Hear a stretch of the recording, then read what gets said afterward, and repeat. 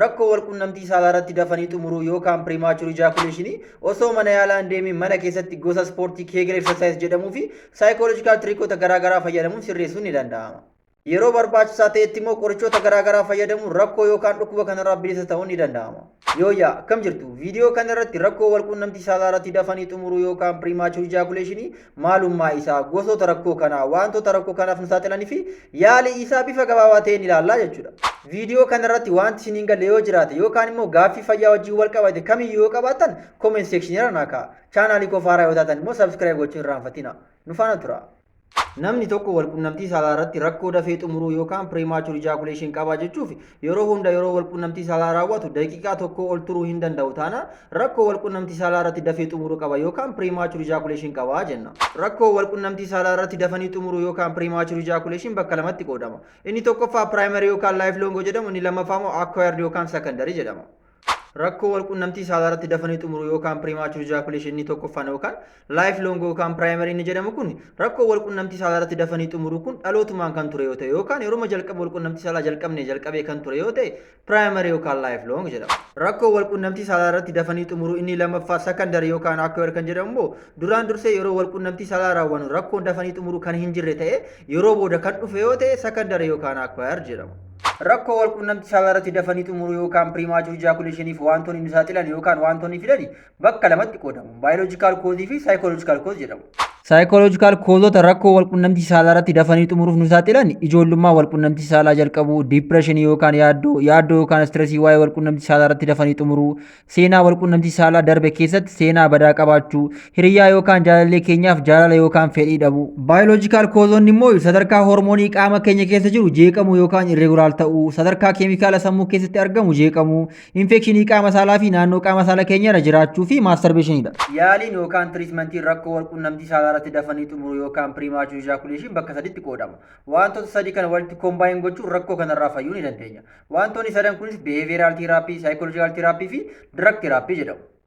Biheeviiraal teeknik keessaa inni tokkoffaan yeroo walqunnamtii saalaa raawwattan akka daftanii hin xumurre hanga qaamni saalaa keessan immooshinii yookaan gammachuu walqunnamtii saalaarraa argamu koontirool gochuu addaabtu godhutti yookaan barutti yeroo walqunnamtii saalaa raawwattan waa'ee walqunnamtii saalaa yaaduu osoo hin ta'in wanta biraa yaaduun diistiraakt of godhudha.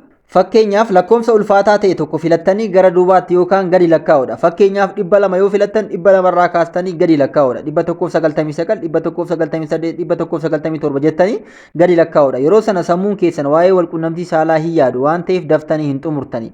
Hanga yoomitti yeroo seeksii goonu waa'ee gammachuu seeksii irraa argamu dhiisnee waan biraa yaannaa faayidaan seeksii inni guddaan gammachuudha jechuu dandeessu. Yeroo walqunnamtii saalaa raawwattan kan waan biraa yaaddan hanga sammuu fi qaamni saalaa keessanii gammachuu yookaan immooshinii koontirool gochuu addaabti godhutti malee yeroo hundaaf miti. Yoo xiqqaate ji'a lamaaf yeroo walqunnamtii saalaa raawwattan wanta biraa yaaddanii yookaan lakkoofsa sila isinitti irraan gadii lakkooftanii sammuu fi qaamni saalaa keessan addaabti gochuun yookaan gammachuu tursiisuu waan baruuf daftanii hin xumurtanii jechuudha. Biheeviiraal teeknik keessaa inni lammaffaan rakkoo walqunnamtii saalaa irratti dafanii xumuruu karaa itti sirratu keessaa inni lammaffaan keegil eksersaayis yookaan gosa ispoortii keegil jedhamu.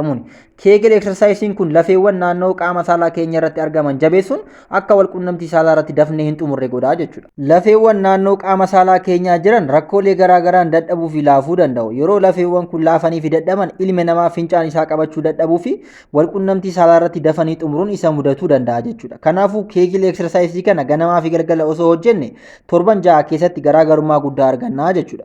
Gosa yaalii yookaan tiriitmentii dirag tiraappii kan jedhamu yeroo ilaallu immoo qorichawwan rakkoo walqunnamtii saalaa irratti dafanii xumuruuf gargaaran yeroo ilaallu qorichawwan kun bifa ispreeyii, bifa dhangala'aa yookaan bifa dibataanii fi bifa qoricha liqimsamuun kan jiran yoo ta'u qorichawwan kunis kanneen akka beenzokeen, liidokeen, peerolokeen jedhamu. Bifa dibataan kan argaman yoo ta'u walqunnamtii saalaa duraan daqiiqaa 10 hanga 15 dura qaama saalaa irratti dibatamu. Kan biraa immoo qorichawwan rakkoo walqunnamtii saalaa irratti dafanii xumuruuf fayyadan keessaa qorichoota afaaniin liqimsamanidha. Qorichawwan kunis sidinalaafiil yookaan vaayagiraa, tarlaafiil, avanaafil fi vardanaafil jedhamu. Baay'een keessan qoricha vaayagiraa jedhamu argamu kana beektu. Akka biyya keenyaatti qorichoota guyyaatti namoonni baay'ee bitanii fayyadaman keessaa top 5 irra kan jirudha. Qorichi Viagra jedhamu kun yeroo duraa kan oomishame dhiibbaa dhiigaaf yoo ta'u side effectiin isaa yeroo qoratamu namoota rakkoo walqunnamtii saalaa irratti dafanii xumuruu qabanii fi qaama saalaa walqunnamtii saalaa irratti ka'uu diduuf akka fayyadu beekame. Namoonni baay'een qoricha Viagra yookaan Sildenafil kana gorsa yookaan ajaja ogeessa fayyaa malee faarmaasiitii bitatanii fayyadamtu. Dhugumadhaa qorichi Viagra kan oomishamee fi kan gargaaru rakkoo walqunnamtii saalaa irratti dafanii xumuruuf. Garuu namni kamiyyuu otuu haalli fayyaa isaa guutummaatti hin beekamin qoricha kana bitanii fayyadamuun lubbuu keenya irratti rakkoo guddaa geessisuu danda'a. Keessumaa immoo namoonni dhukkuba onnee, dhukkuba ijaa, dhukkuba tiruu fi kalee ji'a ja'a darbe keessatti immoo baqaqsanii yaaluu yookaan sarjarii onnee warri isin hojjetame qoricha kana fayyadamuu hin qabdan. Garuu wanti isin hubachuu qabdan qorichoota amma isinitti hime kana otoo ogeessa fayyaa hin mari'atiin tasuma bittanii hin fayyadamina. Yeroo hunda namoonni walqunnamtii saalaa irratti dafanii xumuran qaanii fi yaaddoo guddaa keessa galu. Sababni isaas walqunnamtii saalaa irratti haadha warraa isaanii yookaan hiriyyaan isaanii otoo hin gammachiisin yookaan otoo dubartiin hin xumurin isaan xumuruu isaaniitti haati warraa koo yookaan hiriyyaan koo maal naan jettii kana booda jaalala naaf hin qabdu jechuun qaanii fi yaaddoo guddaa keessa galu jechuudha. Sana booda yeroo hunda sammuu isaaniitti kan yaadan waa'ee sanaati. Yeroo sana sammuun isaanii wanta sana waan qabatuuf yookaan walqunnamtii saalaa irratti dafanii xumuruu isaanii irra deddeebi'anii waan yaadanii fi sammuun isaanii wanta kana qabatee sana booda utuu walqunnamtii saalaa ganaa hin jalqabin dafanii xumuruu isaaniif waan yaadaniif dafanii xumuruu jechuudha. Sammuun ilma namaa yookaan subconscious mindiin keenya wanta qabate tokko akka laayyootti hin gadhiisu. Qaama keenya hunda kan ajaju sammuu keenya. Fakkeenyaaf wantaan amma isinitti haasa'aa jiru kana sammuu kootu ajajee akkan dubbadhu na taasisa. Ajaja qofa osoo hin ta'in informationiin fayyaa amma isinii dhiyeessaa jiru wanta sammuu koo keessatti argamudha. Kanaafuu walqunnamtii saalaa irratti dafanii xumuruu nama mudachuu danda'a. Garuu yeroo wanti sun uumamu keessumaa dhiironni naasuu fi yaaddoo yookaan qaanii keessa waan seenaniif irra deddeebi'anii yaadu. Yeroo sana sammuun isaanii dafee xumuruu sana waan qabateef akka isiniin jedhe qaama keenya hunda kan ajaju sammuu keenya.